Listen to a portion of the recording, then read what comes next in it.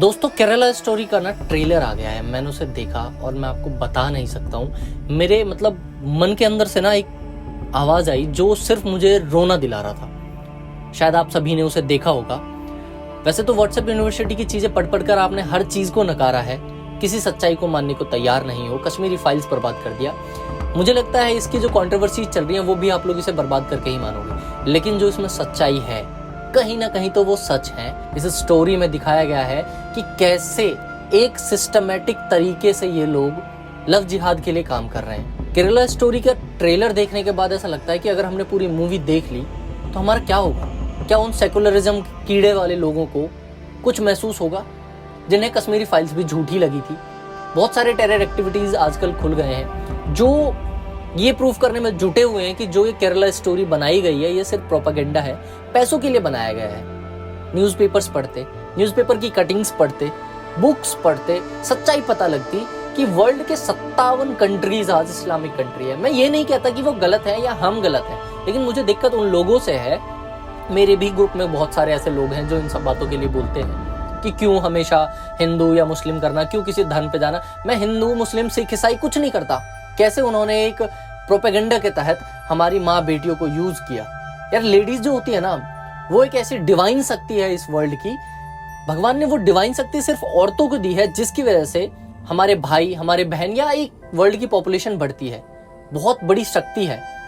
जिनका एक weak point है ममता वाली, वो ट्रस्ट कर लेती है किसी पे। इसी चीज का फायदा उठाकर सेक्सुअली हरास करके उनको जबरदस्ती कन्वर्ट करके उन्हें यूज किया जा रहा है। मैं ये नहीं कह रहा कि हिंदू खतरे में है, लेकिन हिंदू बेवकूफ जरूर हो गया है। अपनी ही चीजों को ना पढ़ना चाहता है, ना समझना चाहता है, ना किसी से उस पर डिस्कशन करना चाहता है। कश्मीरी फाइल्स बनाने वाले लोगों को अगर इंटरव्यू सुनो तो आपको पता चलेगा कि उन्होंने किस दौर को हमें दिखाने की कोशिश की है, उन पे क्या बीता होगा। और मैंने वो मूवी देखी थी, मुझे देख के ऐसा फील हुआ था कि अगर चलो ठीक है आपकी बात मान लेते हैं, लेकिन इतना झूठ तो नहीं हो सकता ना कि वहां पे उन्होंने अपने घर बनाए, बर्फबारी हुई या कोई भी ऐसा सिचुएशन हुआ, उन्होंने वहां से कहा चलो अब यहाँ से हम बोर हो गए, नीचे जाके कहीं रहते हैं, और आज तक कभी अपने घर में वापस ही नहीं जा पाए।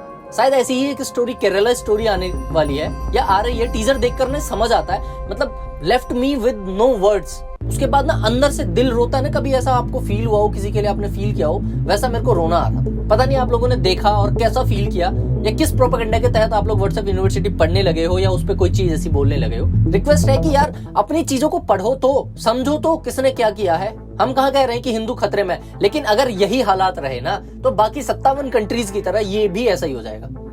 केरला में जाके पता करो, वहां पे रह रहे लोगों से देखो।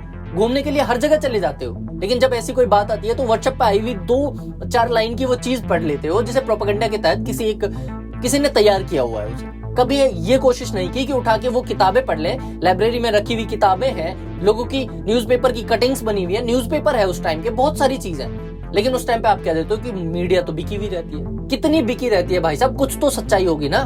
देखना जरूरी है, समझना जरूरी है, उस डिवाइन शक्ति को बचाना जरूरी है। ये हम लोगों की कायरता है जिसकी वजह से उन लोगों ने हमारे माँ बहनों को टारगेट किया है। कहीं पे सोनू की जगह वो अशरफ निकलता है, अशरफ की जगह अमित निकलता है। आप लोग कोशिश भी नहीं करते हो। कितने अच्छे तरीके से यूज करा था।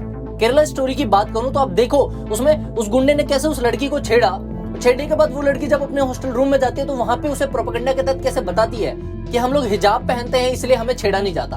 भाई साहब, हमारे हिंदुस्तान की संस्कृति में आज तक किसी लड़की ने हिजाब नहीं पहना, कुछ नहीं पहना, उसे नहीं छेड़ा जाता था। कौन लोग हैं जो एकदम से आके हिंदुओं पे अटैक करते हैं और उसे बचाने के लिए भगवान की तरह खड़ी हो जाती हैं कि बस अल्लाह है या हिजाब में किसी को छेड़ा नहीं जाता।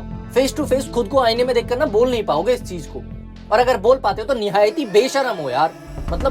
ये गुस्सा नहीं है, अग्रेशन नहीं है, बट हाँ मैंने वो ट्रेलर देखा है, उसमें जो दिखाया है ना, मैं बस उसे फील कर पा रहा था कि क्या उन लोगों पे क्या बीती होगी। आज केरला पूरी तरह से मेरे हिसाब से नहीं, लेकिन कुछ हद तक इस्लामिक तो कन्वर्ट हो ही चुका है। कुछ दिन पहले कुछ न्यूज भी ऐसे आ रहे थे, क्योंकि हम मुस्लिम बहुसंख्यक क्षेत्र हैं तो हमारे स्कूल्स के प्रेयर चेंज हो जाए, फ्राइडे की 1 बजे छुट्टी हो जाए। इंडियन कंट्रीज इंडियन लॉ को तो मानने को तैयार ही नहीं है। किसका रिजल्ट है ये? हमारा रिजल्ट है भाई साहब। हमने हमारे को समझा नहीं। हर हिंदू ने अपना अपना सोच के वो वाली बात रह गई। समझ में क्यों नहीं आता? लोभस्य पापस्य कारणम।